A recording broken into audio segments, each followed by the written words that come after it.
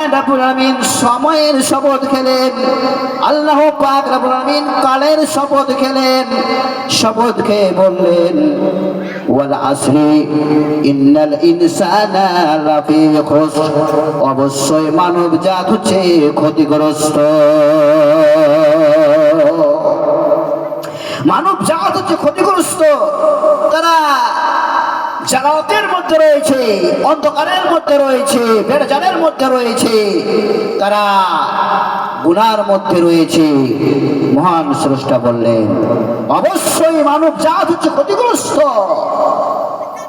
তারপরে আল্লাহ পাক রব্বুল আলামিন বললেন, ইল্লাল্লাযীনা আমানু ওয়া আমিলুস সালিহাতি ওয়া তাওয়াসাউ বিল হাক্কি ওয়া তাওয়াসাউ বিস সাবর।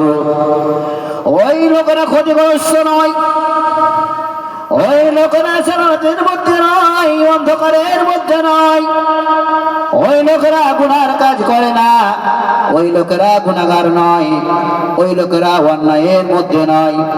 আল্লাহ পাক রব্বুল আলামিন বললেন, ইল্লাল্লাযীনা আমানু, ওই লোকেরা ক্ষতিগ্রস্ত নয়, তারা অন্ধকারের মধ্যে নয়, তারা অন্ধকারের মধ্যে থাকে না, জালালাতের মধ্যে থাকে না, তারা ক্ষতিগ্রস্ত নয়, যারা কি করলো, ঈমান আনলো। ইল্লাল্লাযীনা আমানু, যারা ঈমান আনলো, আল্লাহর প্রতি বিশ্বাস স্থাপন করলো, আল্লাহকে এক প্রভু বলে মেনে নিল, আল্লাহকে এক প্রভু বলে স্বীকার করলো, আল্লাহকে এক রব ওয়াহদাহু লা শারীকা লাহু স্রষ্টা বলে স্বীকার করে নিল, সেই ব্যক্তিটা কি নয়, ক্ষতিগ্রস্ত নয়, তারা জালালাতের মধ্যে নয়, অন্ধকারের মধ্যে নয়। তারা ইল্লাল্লাযীনা আমানু, যারা আল্লাহকে বিশ্বাস করলো, ঈমান আনলো, তারা ক্ষতিগ্রস্ত নয়।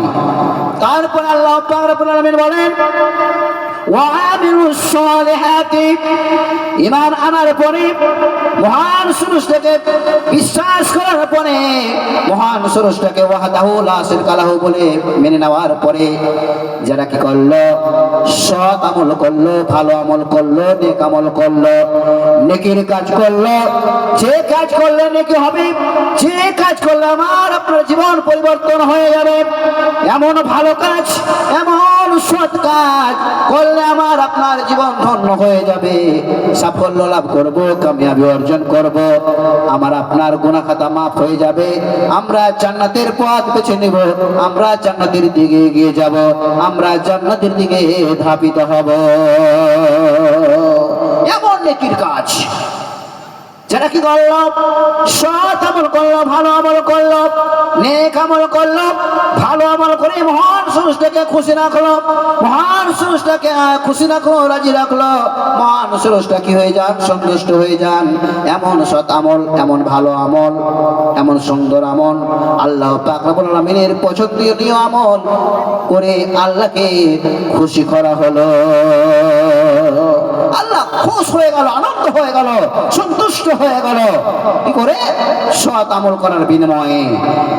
সৎ আমল করলো যারা, ভালো আমল করলো যারা, তারপরে কি করলো, আল্লাহকে বিশ্বাস করলো, বিশ্বাস করার পরে সৎ আমল করলো, এই দুটো জিনিস করার পরে কি করলো, মানুষকে, একজন মানুষ আরেকজন মানুষকে, একজন মুসলমান আরেকজন মুসলমানকে, একজন মুমিন ব্যক্তি আরেকজন মুমিন ব্যক্তিকে, একজন মুসলিম ব্যক্তি আরেকজন মুসলিম ব্যক্তিকে কি করলো, হকের বার্তা দিল, হক কথা বলল, সৎ কথা বলল, ন্যায্য কথা বলল, নেকির কথা বলল, নেকির উপদেশ দিল, মানুষকে দিনের দিকে আপ্যায়ন করলো, মানুষকে দিনের পথে নিয়ে আসলো, হকের পথে নিয়ে আসলো, কোরআনের কথা বলল, আল্লাহর বিধানের কথা বলল, নবীর হাদিসের কথা বলল, এইগুলো কথা বলে মানুষকে করলো, দিনের দিকে অগ্রসর করলো, হক কথা বললো, এক অপরে তারা দিনের আলোচনা করলো, গবেষণা করলো।